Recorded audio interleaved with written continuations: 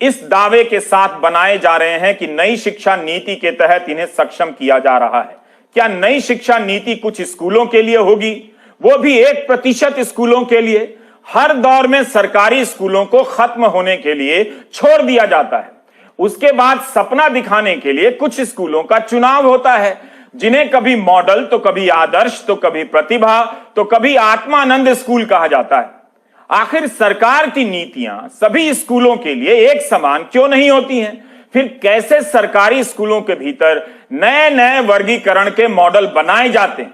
आदर्श और मॉडल पुराने हो गए तो अब इनका नाम स्मार्ट स्कूल रखा जाने लगा है। मध्य प्रदेश में ही भांति भांति के मॉडल स्कूल हैं। उनकी एक सूची देख लेंगे तो आपका जीवन धन्य हो जाएगा। एकलव्य नाम की संस्था से हमें यह सूची मिली है। CM rise school, Madhya Pradesh शिक्षा विभाग एवं आदिवासी विकास विभाग। जिला स्तरीय उत्कृष्ट स्कूल, मध्य प्रदेश शिक्षा विभाग एवं आदिवासी विकास विभाग। ब्लॉक स्तरीय उत्कृष्ट स्कूल, मध्य प्रदेश शिक्षा विभाग एवं आदिवासी विकास विभाग के तहत। फिर आता है जिला स्तरीय बहुउद्देशीय मल्टीपर्पस स्कूल, ये स्कूल शिक्षा विभाग के तहत आता है। ब्लॉक स्तरीय मॉडल स्कूल, मध्य प्रदेश शिक्षा विभाग एवं आदिवासी विकास विभाग के तहत आता है। एकलव्य आवासीय विद्यालय या आदिवासी विभाग के तहत आता है। ज्ञानोदय आवासीय विद्यालय अनुसूचित जाति विभाग है। श्रमोदय आवासीय विद्यालय मध्य प्रदेश श्रम विभाग के तहत आता है। कन्या छात्रावास विद्यालय ये आदिवासी विभाग के तहत आता है। आश्रम शाला आदिवासी विभाग के तहत। इंग्लिश मीडियम आश्रम शाला आदिवासी विभाग के तहत। और कस्तूरबा गांधी बालिका विद्यालय सर्व शिक्षा अभियान के तहत। खेल छात्रावास विद्यालय आदिवासी विभाग के तहत। वैकल्पिक स्कूल राजीव गांधी शिक्षा मिशन अब प्राथमिक शाला। शिक्षा गारंटी स्कूल डीपीईपी अब प्राथमिक शाला के तहत है। सैटेलाइट स्कूल है सर्व शिक्षा अभियान के तहत। मेरी तो सांस फूल गई। यह सिर्फ मध्य प्रदेश का है। स्कूलों के इन वर्गीकरण से हमें क्या मिलता है? पहले ही क्या इनकी संख्या कम है जो अब पीएम श्री और सीएम राइज आ रहा है। बाकी राज्यों में भी इस तरह की सूची बनाई जा सकती है और फिर पूछा जा सकता है कि इस सूची में आप सीएम श्री या पीएम श्री स्कूल जोड़कर ऐसा क्या क्रांतिकारी हासिल करने वाले हैं? क्या इसके पहले यह नहीं बताना चाहिए कि इन अलग अलग वर्गीकरण वाले मॉडल स्कूलों से क्या लाभ हुआ? प्रथम नाम की संस्था की ही कई साल से सालाना रिपोर्ट आ रही है कि 7वीं पास छात्र गणित के बुनियादी प्रश्नों को हल नहीं कर पाते हैं। मध्य प्रदेश में जो सीएम राइज बन रहा है वो पीएम श्री से अलग होगा या उसी योजना का विस्तार है? अगर यही श्रेष्ठ स्कूल है तो सभी स्कूलों को एक साथ सीएम राइज या पीएम राइज क्यों नहीं बना दिया जाता है? यहाँ सीएम राइज स्कूल कराहल में हम शुरू कर रहे हैं। वो केवल कराहल के लिए नहीं होगा। सीएम राइज स्कूल की बिल्डिंग बनेगी लगभग 24 करोड़ रुपया में। आसपास के गांव के बच्चे उसमें पढ़ने आएंगे। आप कहोगे काय में आएंगे? तो बस उनको स्कूल से लेने जाएगी और 20-25 किलोमीटर दूर के गांव हैं, वहां से बच्चों को बिठाएगी, स्कूल लेके आएगी और शाम को वापस घर छोड़ेगी। इन स्कूल में लाइब्रेरी होगी, इन स्कूलों में प्रयोगशाला होगी, इन स्कूलों में स्मार्ट क्लास होगी। ये प्राइवेट स्कूलों से बढ़िया स्कूल गरीबों के बेटा बेटियों को बना के देंगे ताकि हमारे बच्चे भी ढंग से पढ़ पाए। घर से स्कूल ले जाने और घर छोड़ने बस आएगी, यह भी कोई क्रांतिकारी बात है? यह काम तो दुनिया के स्कूलों में जाने कब से हो रहा है। हर स्कूल में बस होती है, अगर नहीं तो होनी चाहिए। लाइब्रेरी, प्रयोगशाला, इमारत, खेल के मैदान होने को इस तरह से बताया जा रहा है जैसे अभी पिछले रविवार को भारत ने स्कूलों के लिए इन खूबियों का आविष्कार किया है। बड़े आकार में लिखा है कि मध्य प्रदेश में 30,000 शिक्षकों की कमी है।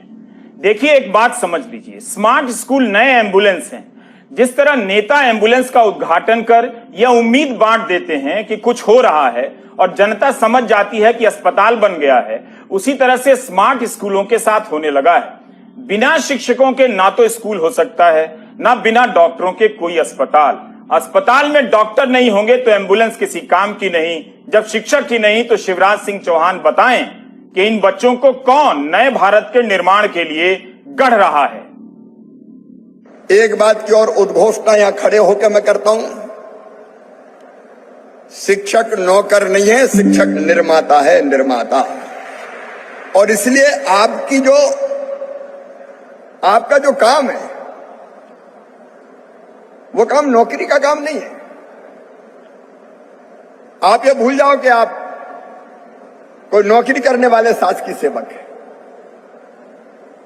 आप बच्चों का भविष्य गढ़ने वाले गुरु हैं।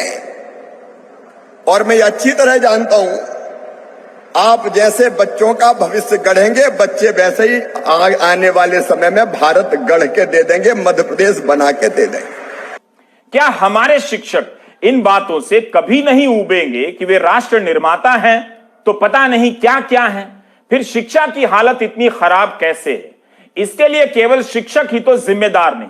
क्या शिक्षकों को यह हकीकत नहीं मालूम कि उन पर चुनाव से लेकर तमाम सरकारी योजनाओं के सर्वे का काम लाद दिया जाता है? उनका समय पढ़ाने पर कितना और इन कामों पर कितना खर्च होता है? अगर देश के भविष्य के लिए उनका होना इतना ही जरूरी है तो देश के हजारों सरकारी स्कूलों में शिक्षक क्यों नहीं? शिक्षकों को अब ऐसी बातों से दूर रहना चाहिए। अनुराग द्वारी ने रिपोर्ट की थी कि मध्य प्रदेश में 21,000 से अधिक स्कूल ऐसे हैं, 21,000 से ज्यादा, जो केवल एक शिक्षक के बूते चल रहे हैं। बताइए, टीचर नहीं है, लेकिन इस स्कूलों को लेकर भाषण ऐसे दिए जा रहे हैं जैसे स्कूल आज ही धरती पर उतारे गए।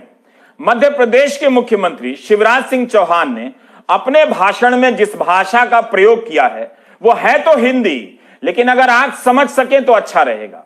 भाषण इसी 4 सितंबर का है, अर्थात नवीनता से ओतप्रोत है, बासी नहीं है।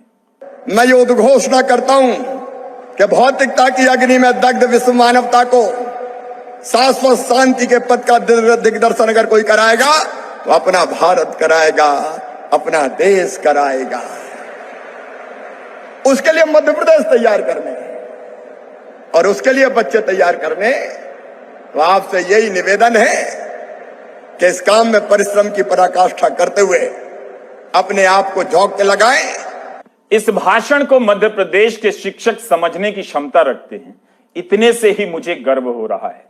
भौतिकता की अग्नि में दग्ध विश्व मानवता को शाश्वत शांति के पथ का दिग्दर्शन अगर कोई कराएगा तो अपना भारत कराएगा, अपना देश कराएगा।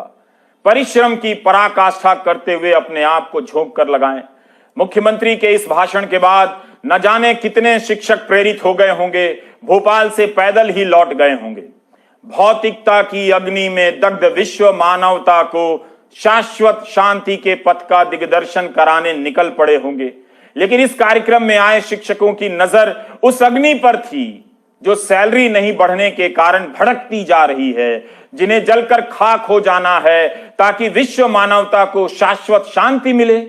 ऐसे ईश्वर रूपी मानव प्रजाति जिसे शिक्षक कहते हैं, मैं चाहता हूं कि आप भी उनका दर्शन करें।